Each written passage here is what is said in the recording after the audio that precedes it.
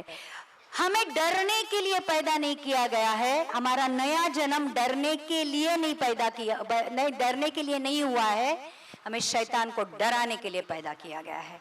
इसलिए पौलुस एक ऐसे स्टेज पर पहुंच चुका था आत्मिक लेवल पर, वो कहता था कि मैं अब प्रॉब्लम की प्रतीक्षा करता हूं कि कब वो आए और मैं कब उसके ऊपर हावी हो जाऊं और वो प्रॉब्लम को मैं गवाही में बदल दूं।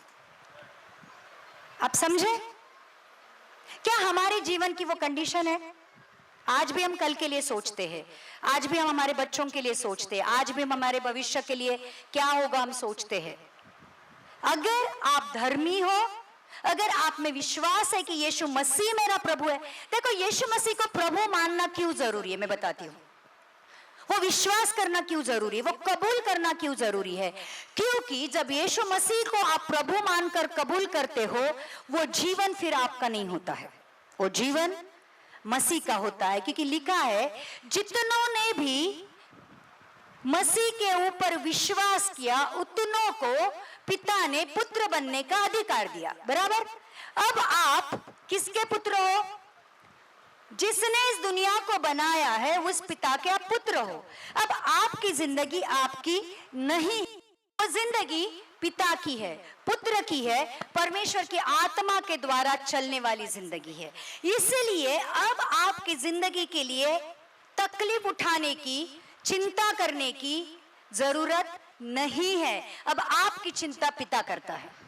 इसलिए जब प्रॉब्लम आती है आप प्रॉब्लम से डरते नहीं हो। यहाँ पे बहुत अच्छा वचन, आज मुझे बहुत अच्छा लगा ये वचन पढ़कर कि धर्मी लोग जवान सिंहों के समान निडर रहते हैं। जवान सिंहों को कितने लोग डरते हैं? अगर आपके इधर सिंह आ जाए तो क्या होगा?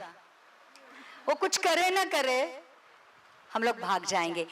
जब हम जवान सिंहों के जैसा हृदय रखेंगे, शैतान की हालत वैसे हो जाएगी जैसे सिंह अगर यहां पे आता है तो। आप समझे मेरी बात? जब आप जवान सिंहों के जैसा हृदय रखोगे, जहां पे भी आप जाओगे शैतान हरा हुआ भाग जाएगा। इसलिए चर्च, कितनी भी बड़ी प्रॉब्लम क्यों ना हो, डरना नहीं, डरना मना है। परमेश्वर के राज्य में डरना मना है। जो डर गया सो मर गया। मतलब जो डर गया वो ऑलरेडी मरा हुआ है, मर चुका है। क्योंकि परमेश्वर ने हमें डर की नहीं सामर्थ की आत्मा दी है। ध्यान रखना।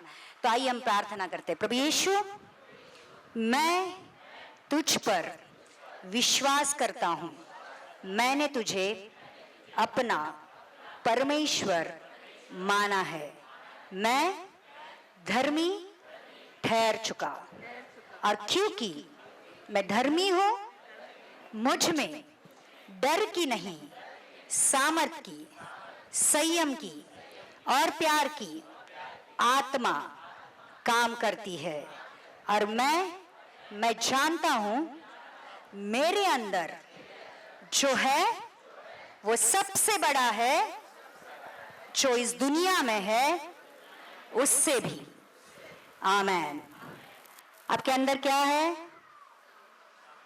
परमेश्वर की आत्मा है, जो निडरता की आत्मा है, जो सामर्थ की आत्मा है, जो संयम की आत्मा है, जो प्यार की आत्मा है। अभी किससे डरोगे? डरोगे? डरोगे? आप प्रॉमिस कर रहे हो कभी भी डरना नहीं। अगर कभी डर आता भी है तो खुद के हृदय के ऊपर हाथ रखकर कहो, मुझ में डर की नहीं, परमेश्वर के सामर्थ की आत्मा है। बोलो, देखो डर भाग जाएगा। आमेन। और आपकी प्रॉब्लम गवाही में बदल जाएगी। आमेन, आमेन। कितने लोगों को परमेश्वर की उपस्थिति आपके जीवन के हर एक स्टेप में चाहिए? आइए इब्रानी की किताब 13वां अध्याय का 5वां और 6वां वचन पढ़ेंगे।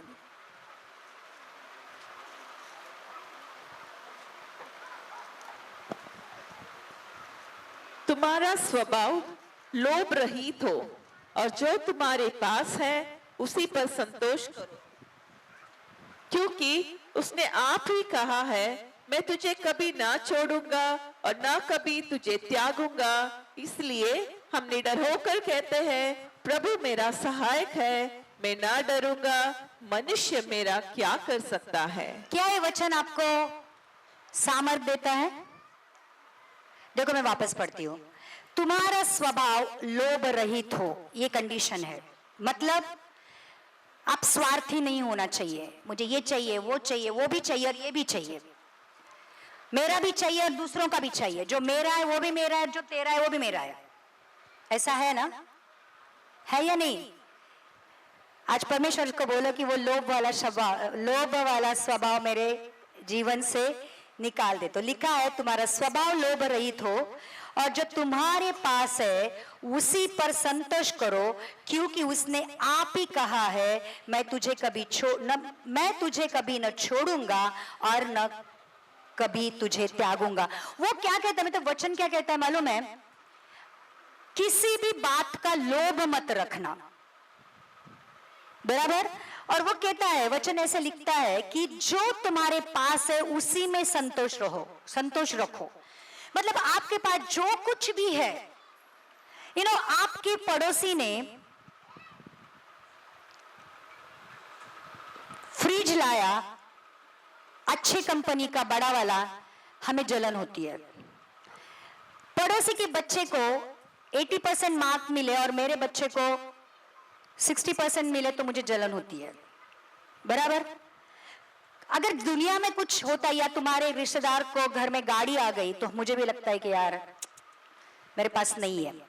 वचन ये कहता है जो तुम्हारे पास है उसी में संतोष रखो, क्योंकि परमेश्वर को मालूम है आपके पास क्या है और परमेश्वर को यह भी मालूम है कि आपको कब, कहां, कैसे, क्या चीज देनी है। मांगने से पहले परमेश्वर जानता है कि आपको किस बात की जरूरत है। काफी बार परमेश्वर आपको जो उसको देना है वो दे नहीं सकता है, क्योंकि वो जानता है आपके पास वो मैच्योरिटी नहीं है कि आप उसको संभाल सको। मतलब जैसे अगर आपने घर मांग लिया और आपको परमेश्वर ने आज ही घर दे दिया, आप अपने घर में इतने मशरूफ हो जाओगे कि परमेश्वर को भूल जाओगे। परमेश्वर तुम्हारे आत्मिक लेवल को उस तक लेके आता है, उस लेवल तक लेके आता है कि आपको घर तब मिलेगा जब आपका घर के ऊपर का घर मिलने की इच्छा खत्म हो जाएगी। आप समझे? जब आप खुद के लिए मर जाओगे तब सारी चीजें आपके जीवन में आने शुरू हो जाएंगे, क्योंकि आप परमेश्वर को मालूम है इसका मन सिर्फ मेरे ऊपर है, क्योंकि ये मर चुका है। अभी ये दुनिया की चीजों में इसको कोई भी इंटरेस्ट नहीं है।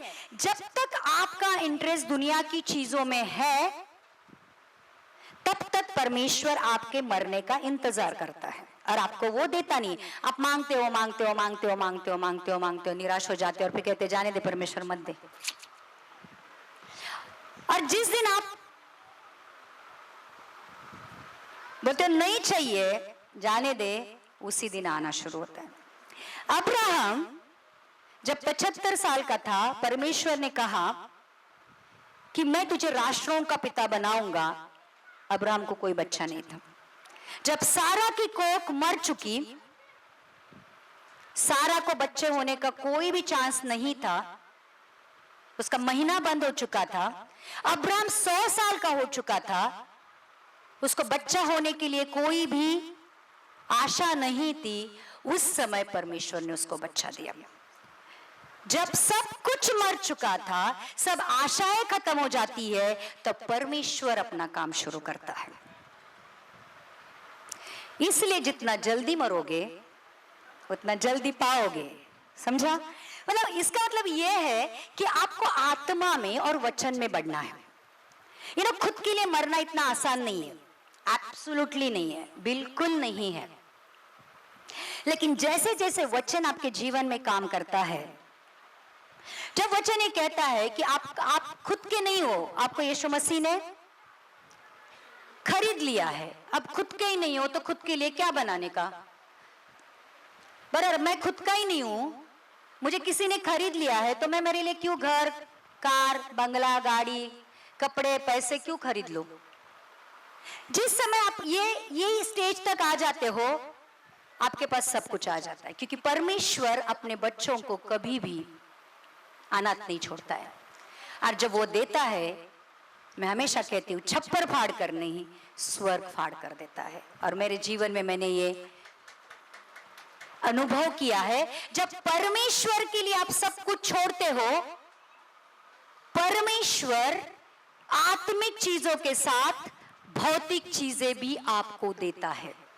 इसलिए वो कहता है कि परमेश्वर का राज्य और उसकी धार्मिकता की खोज करो, बाकी सारी चीजें तुम्हें मिल जाएगी।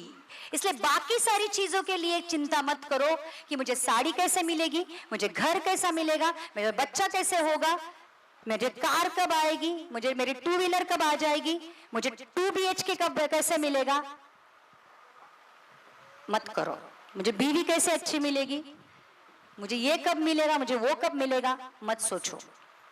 परमेश्वर का राज्य, परमेश्वर के लिए मैं क्या कर सकता हूं, ये ढूंढो और बाकी सारी चीजें आपके पीछे आ जाएगी। ये सत्य वचन है, ये सत्य वचन है। हम करते क्या है मालूम है, बाकी सारी चीजों के पीछे भागते हैं और जो जरूरी है उसको ही छोड़ देते हैं। काफी बार परमेश्वर देता भी है लेकिन फिर आपको छोड़ देता है। लेकिन यहां पे लिखा है, देखो, जो तुम्हारे पास है उसी पर संतोष करो, क्योंकि उसने आप ही कहा है, मैं तुझे कभी न छोड़ूंगा और कभी न त्यागूंगा। इसका मतलब यह है, जब आप आपके पास जो है उसमें संतुष्ट रहते हो, परमेश्वर आपके साथ रहता है, परमेश्वर आपके साथ चलता है। जो आपके पास है, अगर आप उसमें खुश हो, परमेश्वर आपको छोड़ता नहीं है। लेकिन आप परमेश्वर को छोड़कर जैविक चीजों के पीछे भागते हो, परमेश्वर आपको छोड़ देता है। तो आपको क्या चाहिए? वचन ही कहता है, इसलिए हम निडर होकर कहते हैं, प्रभु मेरा, क्या लिखा है इधर देखो, प्रभु मेरा, प्रभु मेरा, प्रभु मेरा, चलो हम लोग ये वचन बोलेंगे, प्रभु मेरा सहायक है, मैं न डरूंगा, मैं न डरूंगा, मैं न डरूंगा। मनुष्य मेरा क्या कर सकता है? किसी मनुष्य को डरने की कोई भी जरूरत नहीं है, क्योंकि वचन ये कहता है कि परमेश्वर आपको ना छोड़ेगा और ना त्यागेगा। देखो, आप एक बात समझो, आपके पास Z+ सुरक्षा है। आप समझते हो Z+ का मतलब क्या होता है? अगर पंतप्रधान मोदी आपके कुर्ला में आने वाला है, आपको मालूम है क्या क्या होता है? आने से पहले इंस्पेक्शन होता है।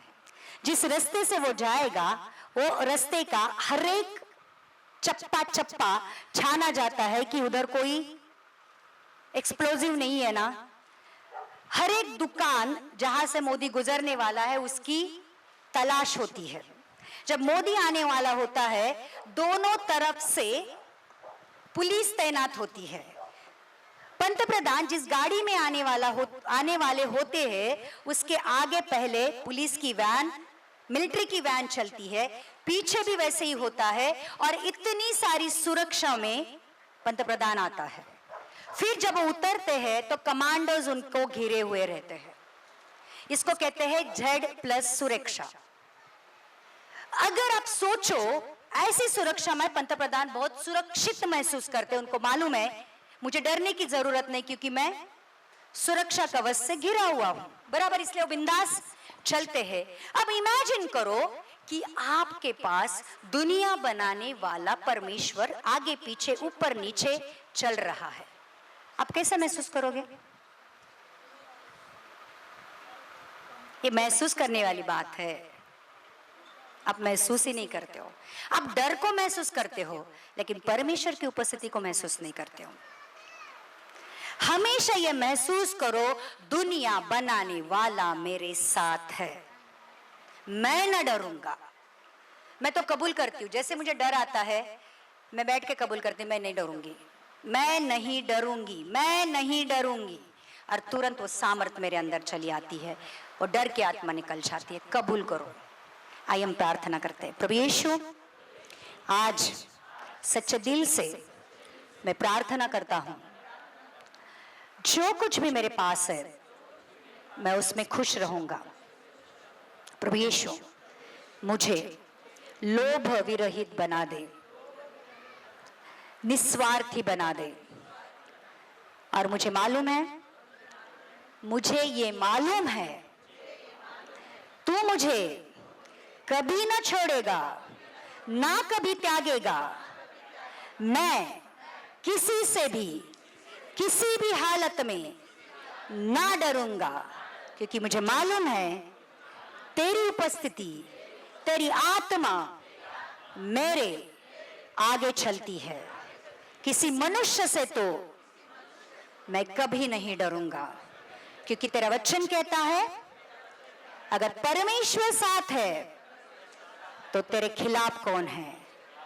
यीशु के नाम से आमेन, आमेन। ओके, हम लोग शैतान के हाथों से छुड़ाए हुए लोग हैं। अब हमारे ऊपर शत्रु का या शैतान का कोई भी अधिकार नहीं है। काफी सारे लोगों को ये कबूल करने की आदत है कि शैतान मुझे छोड़ता ही नहीं है। कितने लोग कबूल करते हैं? बहुत सारे लोग कबूल करते हैं कि शैतान मुझे छोड़ता ही नहीं, कुछ ना कुछ मेरे साथ होता ही रहता है। अरे कुछ ना कुछ होता रहता है, इसका मतलब ये है कि परमेश्वर तेरे साथ है। अगर कुछ नहीं होगा तो समझ लेना तू शैतान का पिल्लू है। सिंपल बात। क्योंकि तू परमेश्वर का पुत्र है। अगर उसने यीशु मसीह तक को नहीं छोड़ा तो तुमको कैसे छोड़ेगा बाबा? शैतान छोड़ता ही नहीं है। देखो ना पास्टर ऐसा हो गया, देखो ना पास्टर वैसा हो गया। शैतान छोड़ता ही नहीं है। तो शैतान डरा रहा है कि तुम उसको डरा रहे हो। आइए भजन संहिता 107:2 पढ़ेंगे। आज मैं तुमको सिंह बनाकर ही छोड़ूंगी। आज सीना तान के कलेसिया से बाहर जाना। यहोवा के छुड़ाए हुए ऐसे ही कहे जिन्हें उसने शत्रु के हाथ से दाम देकर छुड़ा लिया है। अभी आपको आपके ऊपर शत्रु का या शैतान का कोई अधिकार, अब परमेश्वर के पुत्र हो और आपके ऊपर किसका अधिकार है? सिर्फ परमेश्वर का अधिकार है। ध्यान रखना, शैतान आपका कुछ भी बिगाड़ नहीं सकता है। हाँ, कभी कभी आपके विश्वास की परीक्षा के लिए शैतान परमेश्वर से परमिशन लेकर आपके जीवन में कुछ गड़बड़ कर सकता है, लेकिन फिर भी उस गड़बड़ी से बचाने की ताकत कौन रखता है? आपको ऐसा लगता है क्या? मतलब आपका विश्वास है कि शैतान के ऊपर भी परमेश्वर का अधिकार है? शैतान के ऊपर भी परमेश्वर का अधिकार है या नहीं? शैतान के सर को यीशु मसीह ने अपने पैरों के नीचे कुचल डाला है। अगर किसी सांप का मुंह पैरों के नीचे कुचला जाता है तो वो कुछ कर सकता है? वो अपनी शेपटी हिलाता है, पूंछ हिलाता है और आप डर जाते हो।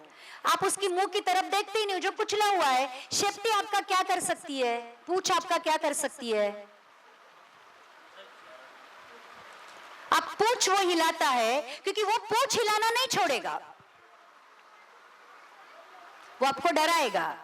लेकिन ध्यान रखना, शैतान के मुंह को जो यीशु मसीह ने क्रूस के द्वारा पैरों के नीचे कुचला है, वही अधिकार आपको भी दिया है। आप शैतान के मुंह को कुचल सकते हो, मतलब उसने ऑलरेडी कुचला है, लेकिन वो अधिकार आपका भी है। इसलिए वो कहता है तू सांप के ऊपर और बिच्छुओं के ऊपर पैर देकर चलेगा, फिर भी वो तुझे डसेंगे नहीं। अगर तू विष भी कोई, तुझे जहर भी कोई पीने के लिए देगा तो भी वो जहर का असर तेरे पर नहीं होगा, क्योंकि तेरे अंदर अब परमेश्वर की आत्मा है। ये समझना बहुत जरूरी है चर्च। आमीन। आइए हम लोग वचन की तरफ आते। लिखा है, यहोवा के छुड़ाए हुए ऐसा ही कहे जिन्हें उसने शत्रु के हाथ से दाम देकर छुड़ा लिया है। और देखो, शैतान के हाथ से छुड़ाने के लिए यीशु मसीह ने बहुत बड़ी कीमत चुकाई है। और क्या चुकाया है? अपने आप को उसने क्रूस पर दिया है। उसके लहू का आखिरी कतरा तक उसने बहाया है। और अगर क्रूस की स्टोरी आप इमेजिन करते हो, उसको पकड़वाए देने से लेकर उसको क्रूस पर देने तक जब आप आपके सामने लेके आते हो, तो आपको ये महसूस होगा कि पाप कितना खतरनाक है, पाप की सजा कितनी खतरनाक है, जो मुझे मिलनी चाहिए थी यीशु मसीह ने ली। और फ्री में हमें अनंत काल का जीवन दिया है, फ्री में हमें उद्धार दिया है।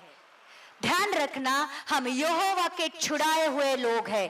अब हमारे ऊपर शैतान का कोई अधिकार नहीं है, शैतान से डरने की जरूरत नहीं है। आइए हम प्रार्थना करते। प्रभु यीशु, आज मैं कबूल करता हूं, तेरे लहू बहाने से मेरे सारे पाप माफ हो चुके हैं, कल के, आज के और कल के। प्रभु यीशु, तूने अपना जीवन का दाम देकर मुझे छुड़ा लिया है। अब शैतान का मेरे ऊपर, मेरे जीवन के ऊपर कोई अधिकार नहीं है।